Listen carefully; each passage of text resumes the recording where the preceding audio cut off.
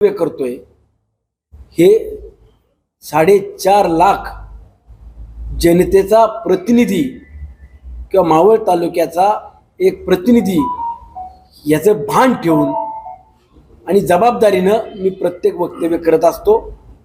जे वक्तव्य मी केलं की भारतीय जनता पक्षाच्या स्थानिक नेतृत्वानं जे उमेदवार उभे केले पंचायत समिती जिल्हा परिषदेमध्ये त्या उमेदवारांकडनं 25 लाख काही उमेदवारांकडनं आणि 35 लाख काही उमेदवारांकडनं घेतलेली माहिती ही मला कुठल्या भविष्यवाल्यांनी किंवा कुठल्या हॅकरनी दिलेली नव्हती।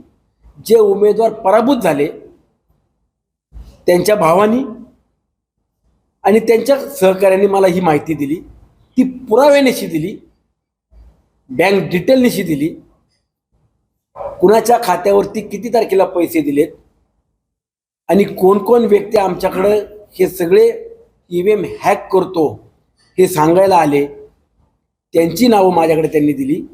म्हणून ती माहिती मी आणि त्यांनी जो काही प्रकार केला हा जनतेसमोर मी मांडलेला आहे।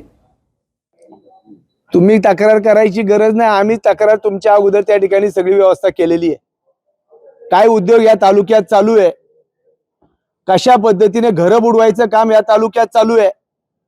आज निवडून आलेले किंवा पराभव झालेले उमेदवारांच्या संदर्भात जी बातमी पत्रकारांनी वर्तमानपत्रातून किंवा इलेक्ट्रॉनिक्स मीडियाच्या माध्यमातून दाखवून दिली, कारण निवडून आलाय तोही कर्जबाजारी झालाय आणि पडलाय तोही कर्जबाजारी झाला, ही भूमिका पत्रकारांनी वास्तव मांडलेली आहे। अशा परिस्थितीत या तालुक्याला आपण कुठे घेऊन चाललोय?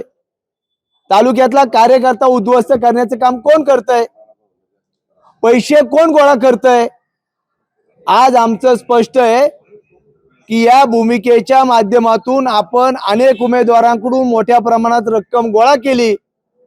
ती तुम्ही काय केली ते तुम्ही सांगू शकताय, पण तुम्ही स्वतः 30 कोटी रुपये स्वतः खर्च केलाय, स्वतःचा खर्च केलाय। मग ते पैसे कुठून आणले आणि कुठे खर्च केला याचा आमच्याकडे पुरावा आहे, हे देखील आमदारांनी सांगितलं पाहिजे। काय